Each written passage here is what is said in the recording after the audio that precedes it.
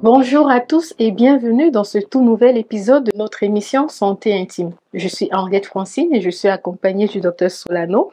Et aujourd'hui, Dr Solano va nous parler d'une infection sexuellement transmissible qui est très fréquente. Elle est connue sous le nom de blénorragie ou gonorrhée. Bonjour Dr Solano. Bonjour Henriette. Alors nous recevons énormément de questions sur le sujet. La gonorrhée, encore plus communément connue sous le nom de chaude-pisse. Qu'est-ce que c'est concrètement? Alors la gonorrhée ou blénorragie, c'est une infection sexuellement transmissible, ce qu'on appelait autrefois une maladie vénérienne. Et elle est due à une bactérie qui s'appelle Neisseria gonorrhoeae ou gonocoque. C'est pour ça qu'on dit gonococcie aussi. C'est vrai qu'on lui donne un nom un peu vulgaire, on l'appelle souvent la chaude-pisse. Bon, je vais vous expliquer pourquoi. Les plus touchés actuellement, c'est les jeunes de 15 à 25 ans et c'est une maladie qui est vraiment en augmentation ces dernières années. Vu qu'elle est en augmentation, je pense qu'il est très important de savoir comment elle se transmet. Alors, elle se transmet par contact sexuel. C'est une infection sexuellement transmissible, donc par pénétration vaginale, anale ou même de façon assez fréquente aussi par pénétration buccale. Et c'est une infection qui est très contagieuse. Et puis la blénorragie, elle peut également se transmettre, chose un peu moins connue, d'une mère à son enfant au moment de l'accouchement.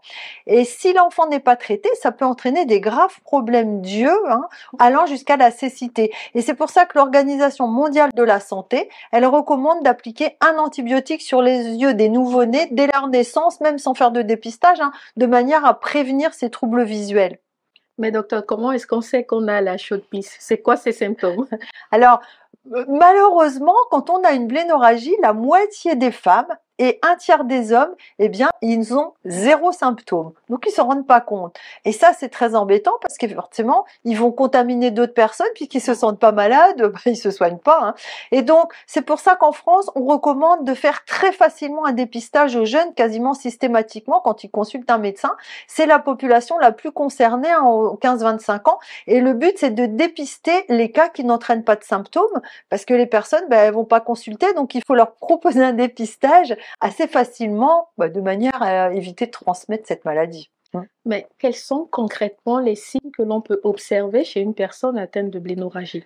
En cas de blénorragie, la moitié des femmes et un tiers des hommes n'ont aucun signe. Mais quand il y en a chez l'homme, il s'agit surtout d'une douleur en urinant. C'est une douleur très forte parfois. On appelle ça d'ailleurs la maladie, la chaude-pisse, parce que ça brûle en urinant. Mais en médecine, on dit ça donne l'impression de pisser des lames de rasoir parfois. C'est vous dire que c'est horrible comme sensation. Alors là, dans ces cas-là, on consulte forcément. Mais un homme peut aussi observer un écoulement, des pertes par l'urètre, par là où sort normalement l'urine. Et puis au début, ces pertes, elles sont un peu visqueuses, pas très abondantes, mais elles peuvent devenir de plus en plus abondantes et de plus en plus jaunes. Et ça, c'est chez l'homme. Merci docteur, parce que je pense que là, on est bien avancé avec l'origine du terme chaude-pisse, tel qu'on vous entend le dire. Mais là, vous parlez spécifiquement des symptômes chez l'homme. Qu'en est-il chez la femme? Alors chez la femme, il y en a moins souvent, mais quand il y a des symptômes de gonococcie, donc ou de blénorragie, ils sont moins évidents, c'est des douleurs en urinant et ça peut être aussi une augmentation des pertes vaginales. D'accord. Vous avez parlé de transmission de la blénorragie par voie buccale. Est-ce qu'il y a des signes particuliers dans ces cas? Alors, en cas de rapports bucco-génitaux, qu'on soit un homme ou une femme, il peut y avoir une transmission des gonocoques et ça va donner une infection au niveau de la gorge. Et parfois, il y a de la fièvre qui accompagne ce mal de gorge. C'est comme une angine finalement. Des fois, on dit une angine gonococcique. Et les personnes qui pratiquent la pénétration anale, elles peuvent aussi développer une gonorrhée. Parfois, il n'y a aucun signe, mais parfois, il y a un écoulement de pus ou de sang au niveau anal. Et quelles sont les personnes... C'est pas très glamour tout ça, je dirais. Quelles sont les personnes à risque de contracter une blénorragie? Les personnes qui sont à risque de contracter une blénorragie, c'est les jeunes qui sont les plus touchés. Forcément, ce sont les personnes qui n'utilisent pas de préservatif et les personnes qui ont des partenaires multiples. Donc, quand je dis que c'est les jeunes les plus touchés, ça ne veut pas dire que après 25 ans, 30 ans, 40 ou même 60, on peut pas en avoir, mais c'est surtout si on a des partenaires multiples et qu'on n'utilise pas de préservatif. Mais est-ce que vous auriez des conseils à prodiguer pour éviter de contracter une blénorragie? Alors, pour éviter de contracter une blénorragie, il faut avoir des pratiques sexuelles qui soient sûres. Donc, utiliser systématiquement un préservatif avec un nouveau partenaire ou si on n'est pas en couple fidèle. Et puis, pour éviter de transmettre une blénorragie, il faut consulter un médecin en cas de doute.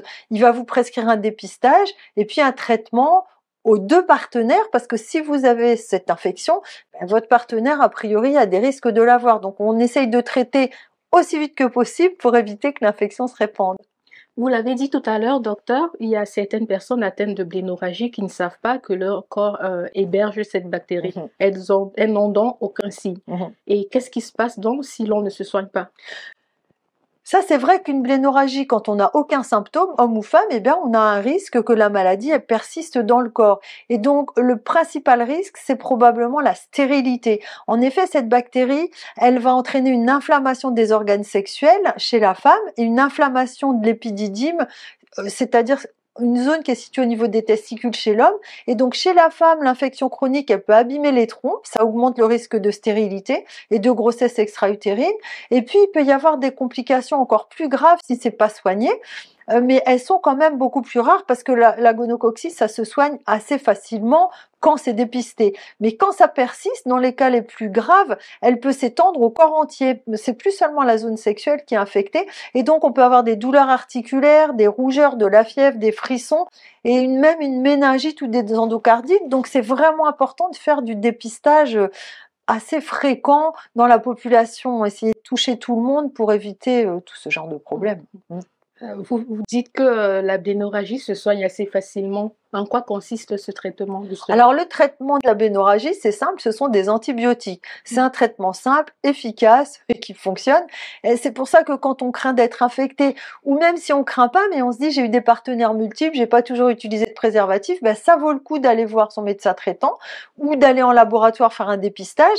Et bien sûr, si jamais on doit être traité, il faut absolument en parler à son partenaire, sa partenaire ou ses partenaires pour qu'ils soient aussi traités.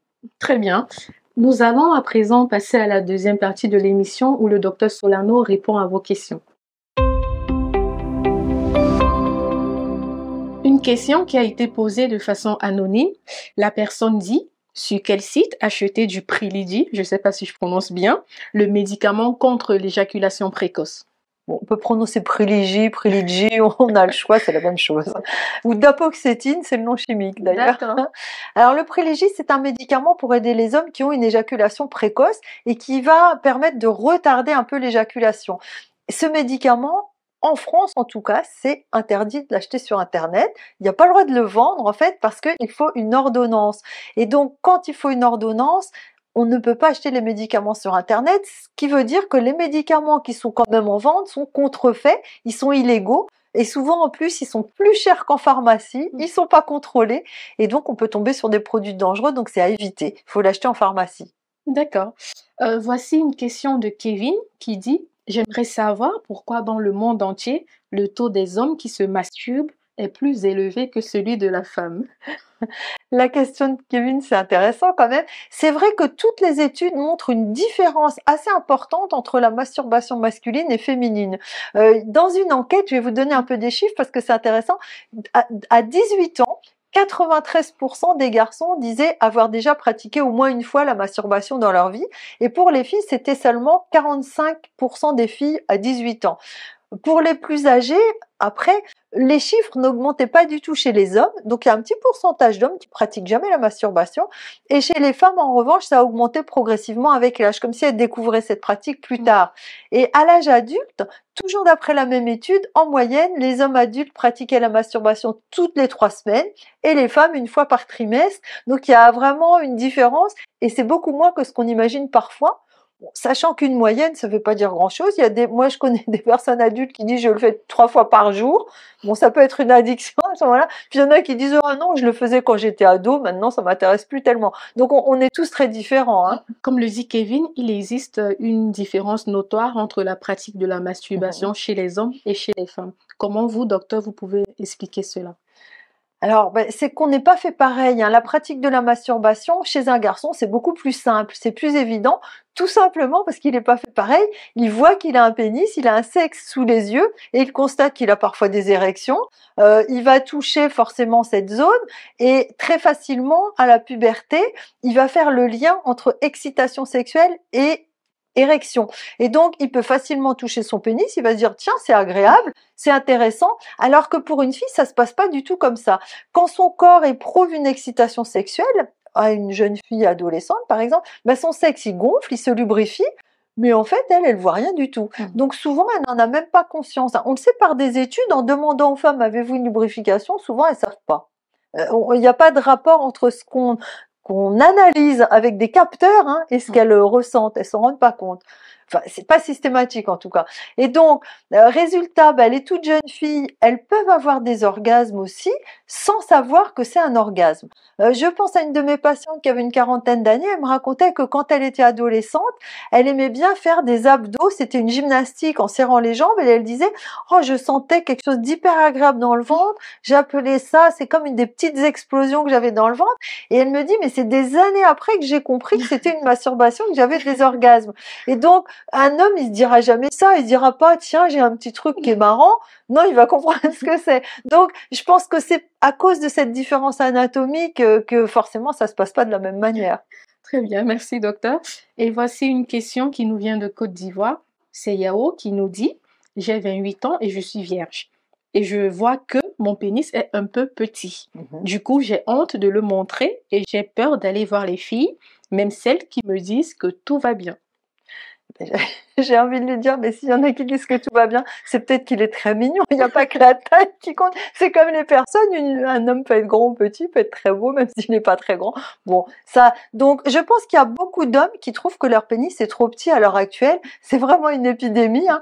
Pourquoi? Eh bien, à cause de la pornographie, qui va sélectionner les acteurs pornographiques avec des centimètres en mesurant leur pénis, pas sur leur manière de jouer, hein, comme des acteurs. Et donc, alors qu'en fait, c'est complètement idiot parce que être un bon amant, ça n'a aucun rapport avec le nombre de centimètres.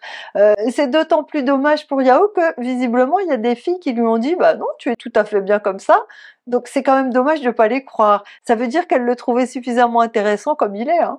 Et donc, je vais quand même donner 3 petits conseils à un homme qui trouve que son pénis est trop petit, hein. Le premier, c'est de couper les poils autour du pénis. Comme ça, il va mieux ressortir que comme s'il était enfoui dans une petite forêt, ou une grande forêt, évidemment.